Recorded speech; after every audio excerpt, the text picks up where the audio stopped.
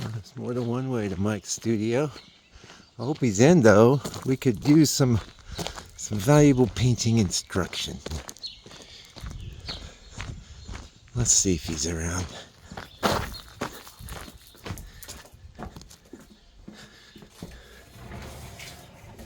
Okay. Oh, there's that little lens I was telling you about last week, eh? That's you though. Let's get to work. Hello! How are you today? Painter in residence here. I'm Francis McCarthy. Easel Talk 12. Pretty sure it's Easel Talk 12. What are we going to talk about today? Brush technique and brushwork. I got some good comments on my Substack. People, you know, they got questions about the brush thing.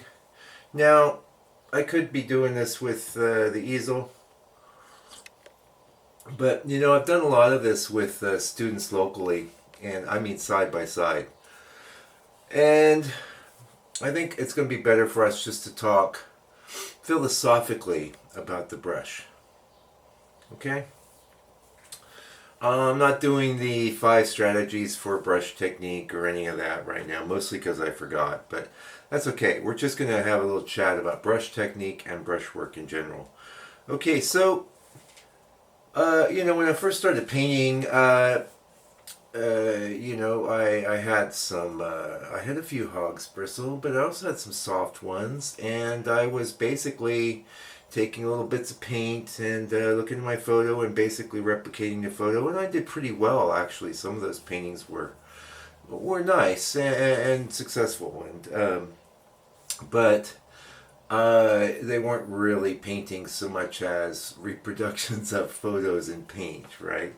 So you know, fast forward, I'm painting along, and I get out to the museums and I check out the Young. They have a beautiful landscape room there of American painting, and the Hudson River School. Beautiful surface, and it's almost not even disturbed by the brushwork, right? The brushwork is there, but like it's not like strokes really stick up from the surface. Everything's very smooth, and this is an interesting phenomenon, and you see a lot of this with the paintings of the 1800s, 1700s, and even before. The idea of having strong brushwork wasn't popular at all. Now you would see this in evidence with the studies that masters did, you know, where they're just working things out, and sometimes that work seems incredibly modern. But you know, once you start rolling into the photographic era, you know, we can it sort of frees us up as artists to be a little more expressive, and you see this initially with the Barbizon school.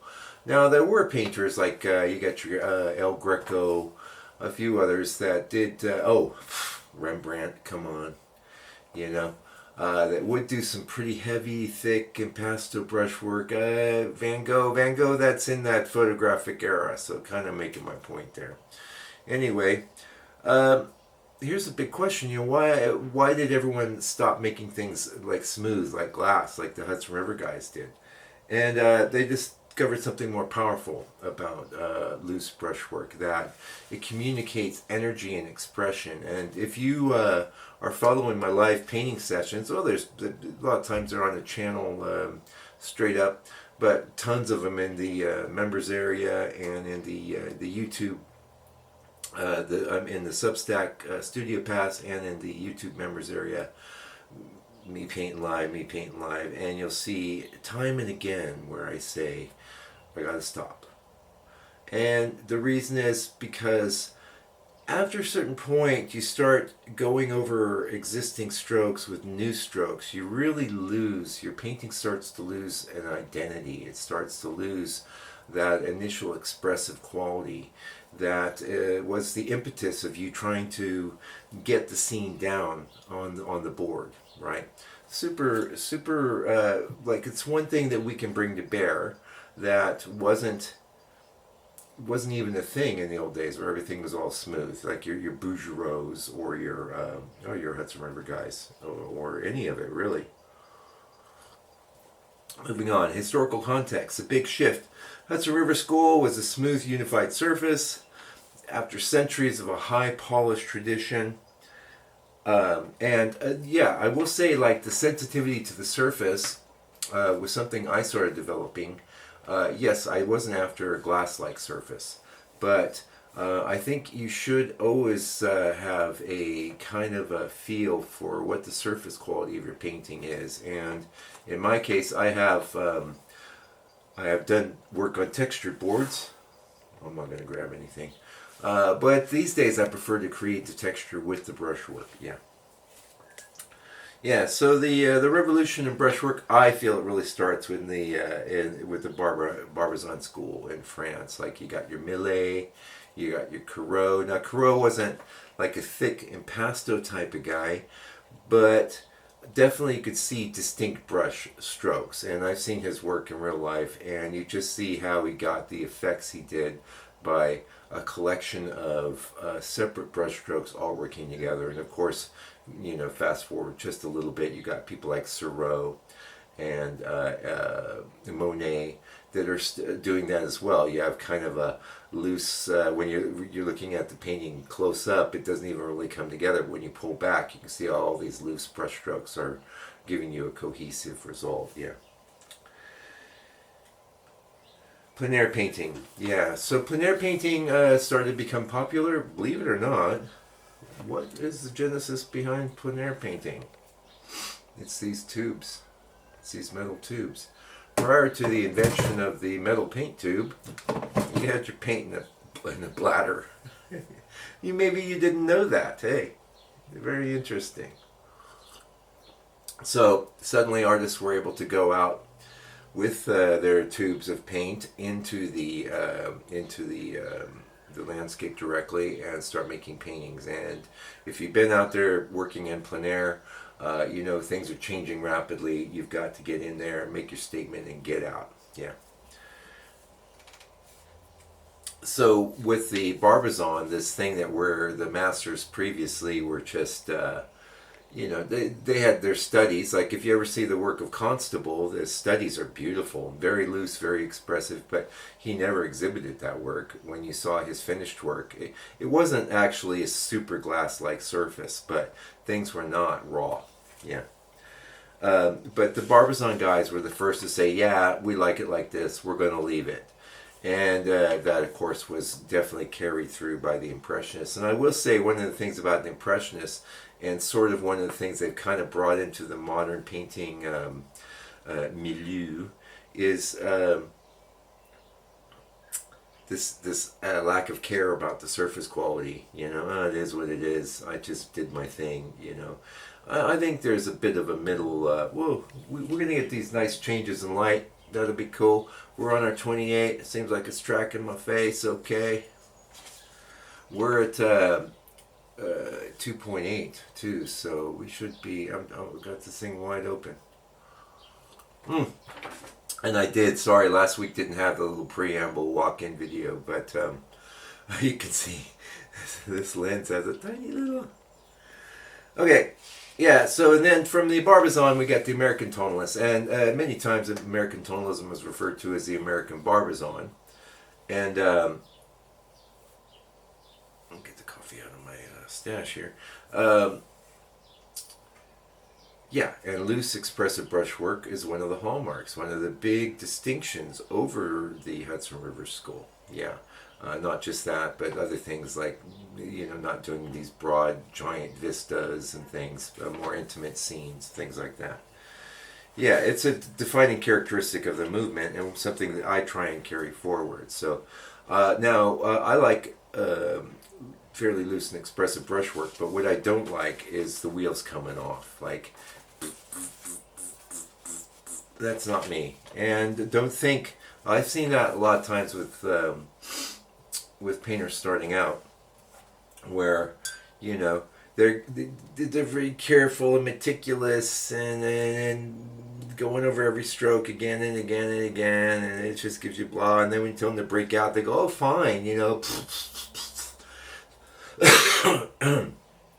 No, it needs to be a middle area there where you have a bit of feeling. And now, yeah, we'll get into that stuff. We'll get into some tips and things. We're still in like in the historical thing. So why loose brushwork matters? This is the counterintuitive truth. Gestural loose brushwork lets your viewer fill in the details, and they have looked at a zillion bushes, a zillion trees, and a zillion different rocks in their lives, so they don't need much to finish the scene. And really, when they're able to do that, it's a much more satisfying painting experience. It's also, I will say, a bit more difficult to pull off.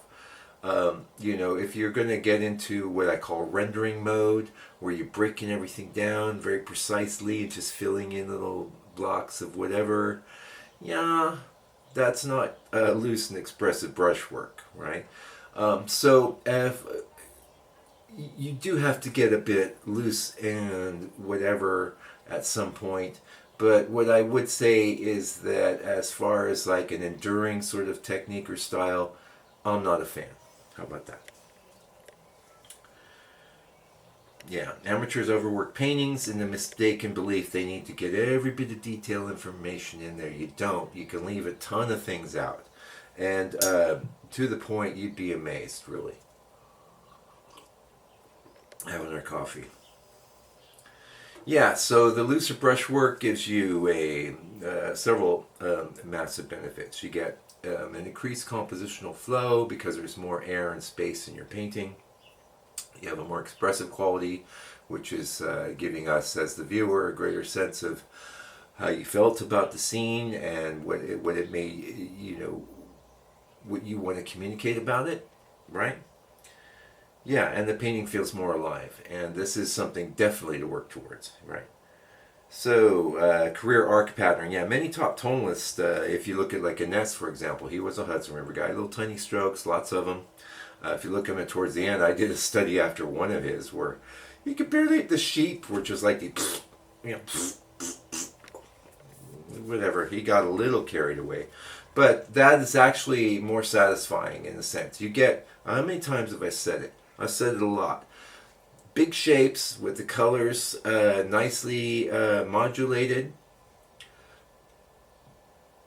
That's a painting. That's, people will accept that as a painting. Bringing in a zillion extra strokes, all these details. I'll never forget, I've used this example before when I first came here to the Corot Art Center. There was a guy, God rest his soul, he's passed away, but he was a brilliant guy in many ways. He could build a boat, he could build a guitar, and he was a painter. And he had worked as a commercial illustrator for a time too. So he had a lot of talent and ability. But I'm in another artist's studio here, and there's a big painting of a robed figure in a field of grass. And I'm looking at it, and every single blade of grass has been painted, you know. And the robe figure is all detailed, and I'm looking at, and the person who says, "Oh, you want to buy that?" You know, trying to sell his friend's painting. I'm like, nope, because it was just overdone, overblown, too much brush work, too much tightness. It's not a good effect. It isn't. It's amateurish. Learning from Corot. Yeah, his signature. Now, I do a lot of studies after Corot. You can check out, there's a playlist on the channel. And now I have, like I said, I've seen his paintings in the Louvre. And, you know, how his main innovation was getting the, if you look at all the landscape painters before, you had these tree shapes, which are like definitely etched against the sky. And I'm going to say that even with some of my work, you can see that quality as well. I'm not always super concerned with this air and the trees thing. Although I certainly don't like it like looking like it's been cut out with a pair of scissors. That was his main innovation, and the way he accomplished that was, I don't know if he used hog's bristle or not. This is the great thing about the modern age, really, is that you can tell what I use. Here's a treacle. That's a 6. By the way, you can order one of these in the link below the video. Go ahead. Yeah, you'll love it. Oh, it's the filbert, by the way. I love the. Don't mess with the long filberts. Yeah, they're just floppy. They're nice brushes. Actually, they might, over time and use, turn into wonderful brushes. I do find some uses for the long filberts, but I really, really like the regular filberts. Check that out. The 4 and the 6. The 2. Yeah, I use that 2 filbert a lot as well, actually. Yeah. Okay, so Corot, let's talk about him. He didn't work fast. He worked with purpose and intention. He had lots of subtle value modulations, each being pulled off with brushwork, right? And the end result was a shimmering quality, and that's all brushwork. Okay, it's not the canvas.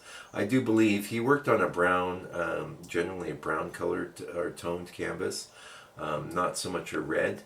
And this is one of the things where a lot of the Barbizon guys are like that. And the American tonalists did tend to work more on reds and things, according to Burge Harrison, anyway. Yeah. I have a shortcut for getting that Corot effect. My I do kind of thin paint at the tree edges over the paint of this guy, and it gives kind of an equivalent result. And I do this kind of pulling thing. But what I don't do is like hundreds of little strokes. And that's just not my cup of tea. But I tried to internalize what he was doing, synthesize it, and make it work in a way that that worked for me as a modern painter. Yeah, my approach to brush technique. Rule number 1. Ooh, ready? Bigger brush. You're struggling? Use a slightly bigger brush than is comfortable for you. This will make your paintings really a lot better right away. Trying to, a lot of times, because you've got this idea, I need more detail, will make a better painting, and it's hard to do detail with these big brushes, so I'm going to get out the little brushes, and I'm going to work for days and days and days. And you know what's funny? Did you know you could buy the book landscapepainter.co.nz? The book cost $65 US. Did you? When you invest a lot of time and energy into something, you get, invested in it, right? It gets kind of hard to go, maybe I wasted a bunch of time, maybe this really sucks. Painting, how fun is it? Yeah. Work with a bigger brush and it's comfortable, and your work will look more like a painting and less like some kind of half-baked photo, right? So beyond just the brush strokes itself, now one thing I want to point out, I'm sure it'll come up. Yeah. But we'll keep going in and then coming back. One thing I want to point out, I talked about this on several of the recent videos, is that, and there was a commenter who said, yeah, that's a great idea, set a timer to remind you to change how you hold your brush, because I've had lots of students here, and every one of them held it like you hold a pencil, but there's so many that, first of all, there's a reason it has a long handle. Watch my videos, I'll do that all the time, and you get different effects by holding the brush different ways. So definitely experiment with that. And if you have a problem remembering, just set a little kitchen timer every 2 minutes to go off and remind you, or your phone, to change how you're holding the brush. Just experiment. Yeah. Vary your grip. Yeah. Oh, here it is. Yeah. Alternate how you hold the brush. It's a very intuitive process, and what you'll see is that this is really one of the great ways that you can build your own style, right? Now, you're going to have your own style all the way through. Trust me, you can't escape it. It may be crude and it may be amateurish, but That'd be its own talk. Actually, style is another chapter in the book, so we'll talk about that later. Anyway, I will say that one of the hallmarks of style, if you're a landscape painter, is definitely changing up how you hold that brush. Yeah. Vary your grip. 5 ways to modify strokes. Okay, after initial mark. Now, here's a big tip. I got this from Bob Rohm. That's R-O-H-M, not R-O-M-E. He has a great book called The Painterly Approach. You should check it out. I think it's still in print. It's really got a lot from him. But one thing he taught me very early on is when you make a stroke, really there's only one part of that stroke that's usually going to be useful. You might think, oh, but I thought that painters that were professional, they just throw down a stroke at every aspect of the stroke. That's great. Yeah, sometimes, but a lot of times no. Okay, so definitely something to keep in mind that you may have to come in and hit it again, or you may have. Sometimes I'll lightly touch with my finger, or a lot of times too. I don't do a lot of this, but at the end of the painting session, you might see me come in with a knife and just get some little peaks and things like that. There's also the paper towel, and I've had people over the years like, what are you doing with the paper towel? Sometimes I'll just lightly go like that. Now, I will tend to do that more with the underpainting. There are sometimes I do the whole underpainting session with a paper towel. I start with a brush, but finish with a paper towel. Anyway. And then, I have got into this. I haven't done much of it lately, but there may be times where I might take a very wide brush after I've done a lot of stuff and very lightly go over the top. Now, I don't like to do a lot of that because you're really taking a chance that you could mess up. But, there are times I do that, whatever I need to do to modify those strokes to have everything looking congruent. Yeah. Edge control, the hard edge problem. Hard edges everywhere is distracting. So, Richard Schmid, you know him? He's a great painter. I invested in some of his. He had a set of DVDs way back 15 years ago. This is kind of we had the internet, but you didn't have like the massive, painting stuff everywhere like you've got now.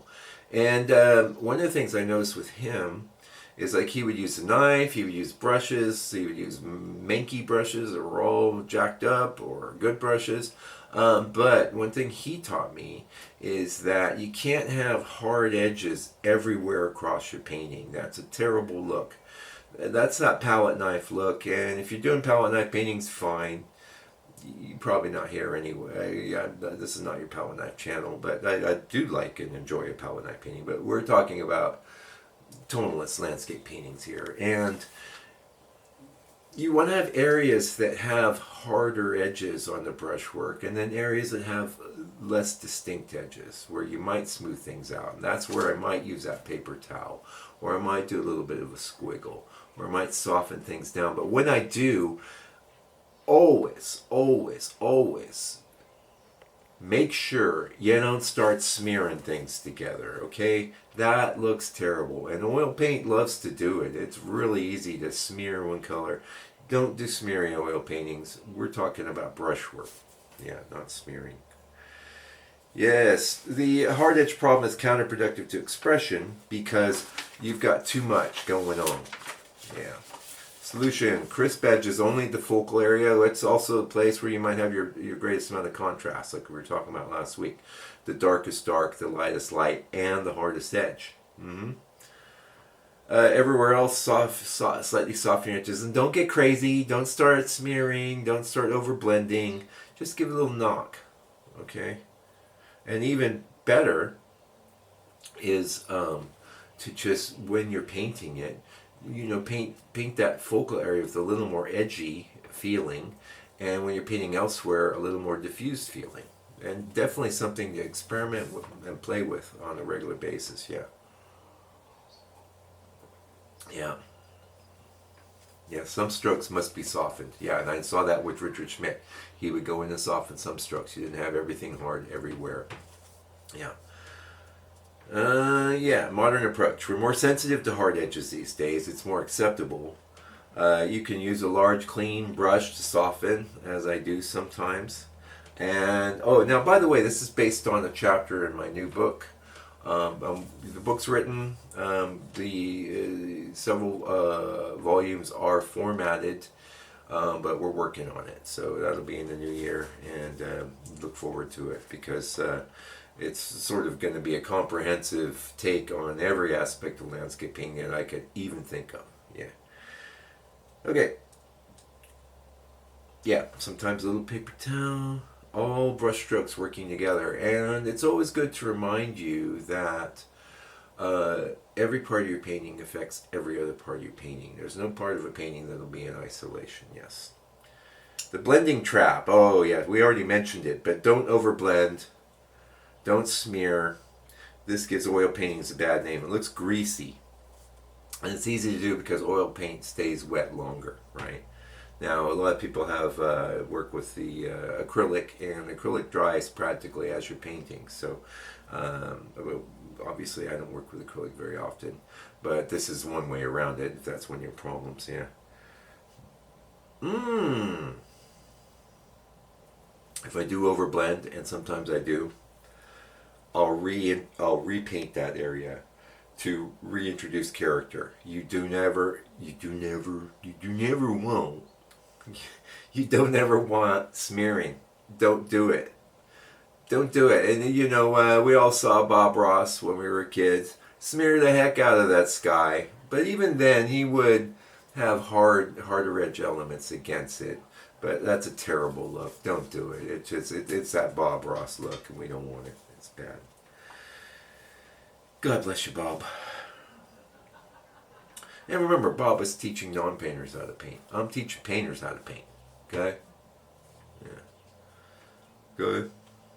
Better blending. Mix it. Okay. So let's talk. We're gonna have a whole chapter about edges. This is not so much about edges, but every aspect of painting is interrelated. I brought up in the last talk the idea of the Russian dolls, where this now brush technique is the main subject, and all these other topics are supporting it, but edges are obviously created by your brushwork. Yeah, and edges are a thing. One thing you might do, like say you've got the tree edges, just to give you some valuable tips here, and the tree over the sky is the toughest thing to paint by a long ways. You don't hesitate to mix an intermediate color. Take the time. You might feel like, oh no, I need to do this all, blah, blah, blah, blah, blah. Well, only take a little time, and then you'll have a transitional space that will support your effect that you're going after. Yeah. Paper towel technique. Yeah, once in a while as a painting tool. I like the paper towel. Especially if I'm working fairly large and I'm working in the underpainting stage. Many times if there's just a big expanse of foliage or whatever, I'll just get in there with the paper towel. And just a tip here.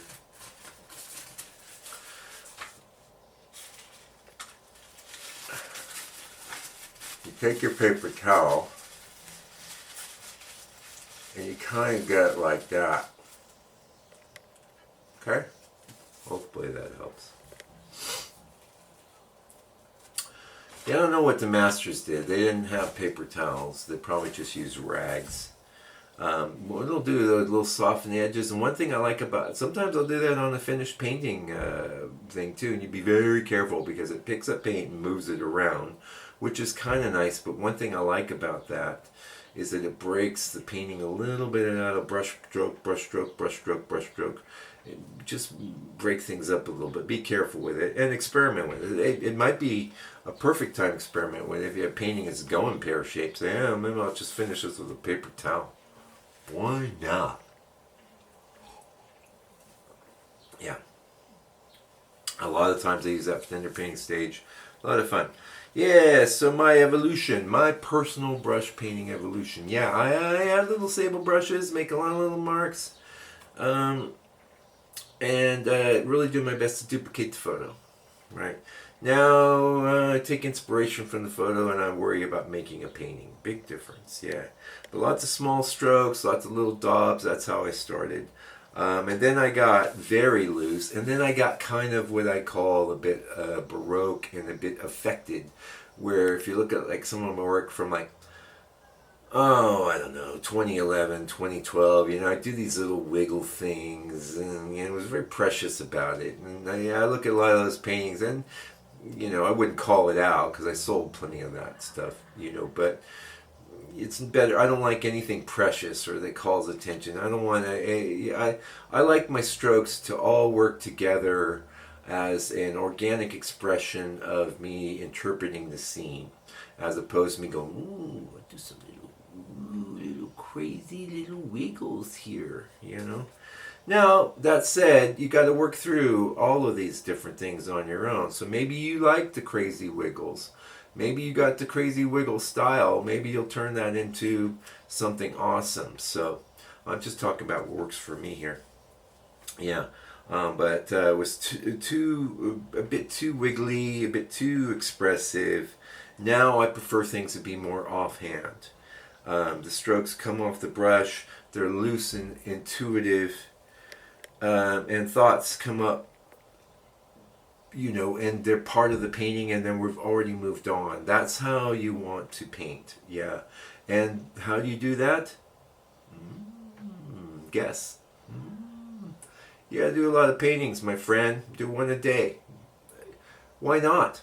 Something to show for your time. Better than scrolling, better than watching, I don't know, another episode of Underdog. Like, what? What's he on about? If you're old, you'll know Underdog. Okay. Yeah. Yeah. Lots of paintings means that the brush becomes an extension of you and your conscious impetus to create. That's where you want to end up, and that just becomes more and more individualized, and it's awesome. Yeah. Okay, sometimes I do bad paintings. I've done some not that long ago, and then I do some that are just okay. That's all good. It's all part of doing lots of paintings. You've got to definitely separate yourself from outcomes and fall in love with the process, and that's again, it's on top. Okay, hey, we're doing all right. We're doing okay. I've already gone over my half hour, but that's pretty typical. We're wrapping this up. Okay, find your balance with the brush technique, with the brush work. Okay, too much control, too stiff, not good. Too loose, too chaotic, incoherent, not good. In between, practice with that. And try it at different sizes, different size brushes, different size substrates,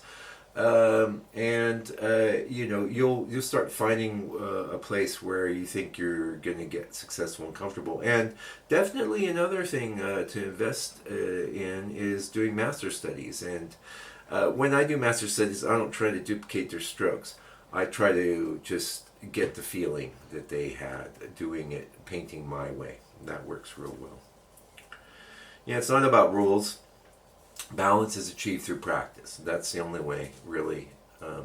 Practice, but definitely, like, what they say, like, if you're practicing, but you're practicing the wrong way, you're still going to make progress, but the best thing to do is remember to change up that way you're holding the brush. Experiment. Don't be too invested in outcomes, especially early on. Don't.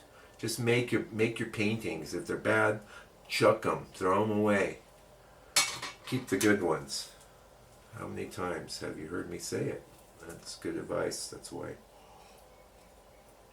Oh, wow. We're doing all right. It's not about rules. It's about practice. It's about developing an intuitive sense of what the painting needs, where and when. And this builds and builds and builds, and it becomes a sort of unconscious foundation that supports your work and your painting enterprise. Yeah. When to let a bold stroke stand? Yes, there are times. Even if it's a little off, I'll go, yeah, I'm just going to leave it. It's making a statement. Is it a perfect statement? No, but it's true to what I'm after right now, so I'm going to leave it. Yeah. When to soften and modulate? Well, it might be if I decided one area of the painting is going to have some bold, strong brushwork. I definitely don't want that across the entire surface of the painting. That's not going to be very productive. Yeah. Yeah, and the thing about brushwork is it conveys physical properties of it being a painting and creates an emotional response. Now, I'm not your impasto guy. It was, my God, almost 10 years ago. I did a few very successful paintings where I thought, I need to paint really thick. I managed to pull it off twice, but I found it was such a slog to work with that paint so thick. I tend to err on the side of a thinner paint, but I will point out here, you want to be careful with your paint not being too thin. Oil paint will become increasingly translucent over time, so if you paint it very, very thinly, don't be surprised if long after... Don't be surprised, because you won't be here, but your painting might be revealing a lot more of that ground color than you thought as the time marches on. Yeah, I'm not going to check that. I'm not. You are more important to me right now than that's my wife on the phone. God bless her. She's a little under the weather today. And it's her birthday. Happy birthday. Okay. Closing. Brushwork is your handwriting as a painter. And I don't know if they even teach kids how to write cursive, but I had to reteach myself how to write cursive. I had a teacher, probably junior high or so, didn't like my cursive handwriting, made me print all my papers. And so I just printed until my 40s, 50s. And then I got a phone with a stylus. I thought, no, I'm gonna retrain myself how to do cursive writing.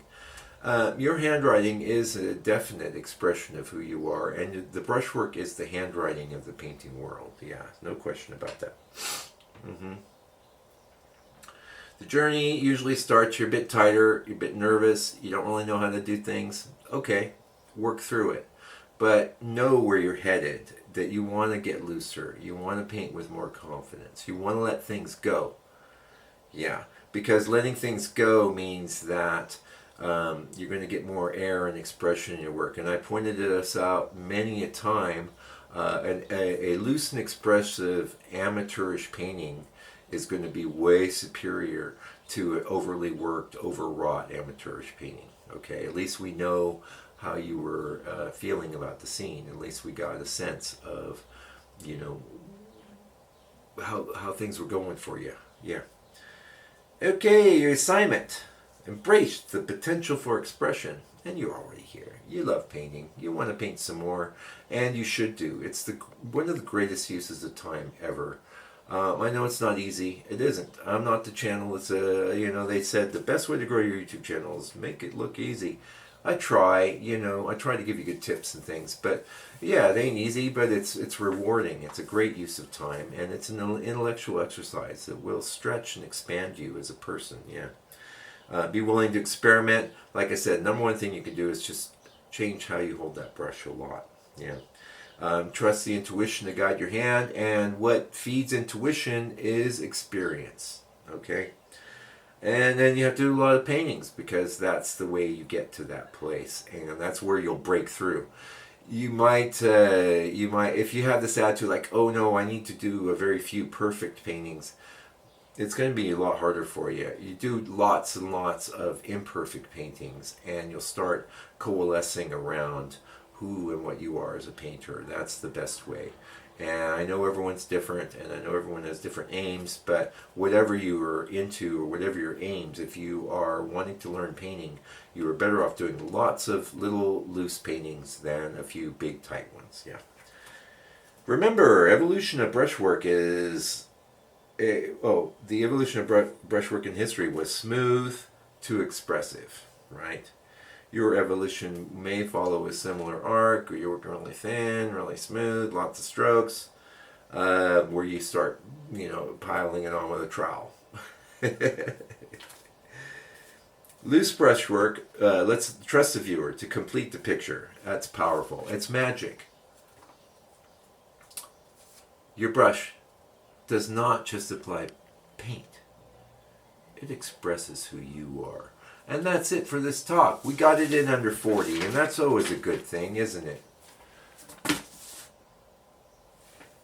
How can you support this painter? Affiliate links. Buy yourself a nice treacle brush. Buy a bunch because you're going to like it. You're going to like it a lot. Yeah, this is a great brush. I tried to get them. My channel's not big enough. They don't even want to know me. Oh, but you can get my channel bigger. Make sure you click like if you haven't, please. It's not hard. I mean, come on. There's a little thumbs up thing. Just push on that. And I noticed that people did on my last easel talk, and I appreciate that. Because I'm going to do this if it's only 2 of you, but come on. We want more people on board with the tonalist train. Substack, Studio Pass. Transcripts, email. So when I'm doing something, it'll shoot you an email. Here you go. You go, oh no, I don't want to deal with Mike this week. But at least you know. And as I pointed out recently, the problem with YouTube is like you could be subscribed to hundreds of channels.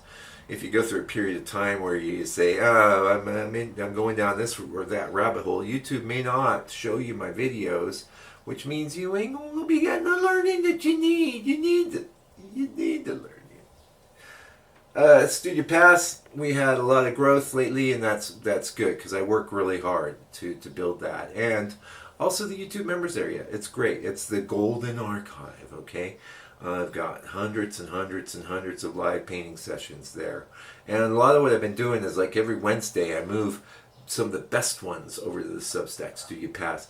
Try and get the transcripts. Now sometimes my assistants don't like those live sessions, and that's one of the reasons why I've been working on improving my audio on those live painting sessions. So I'm constantly working on improving the fidelity of the video recordings and audio, and just trying to get, and my own paintings too, and trying to get you good teaching. So yeah, support Uncle Mike if you can, and thanks for just watching this far. Hey, we'll see you again next week for another Easel Talk. That'll be Lucky 13.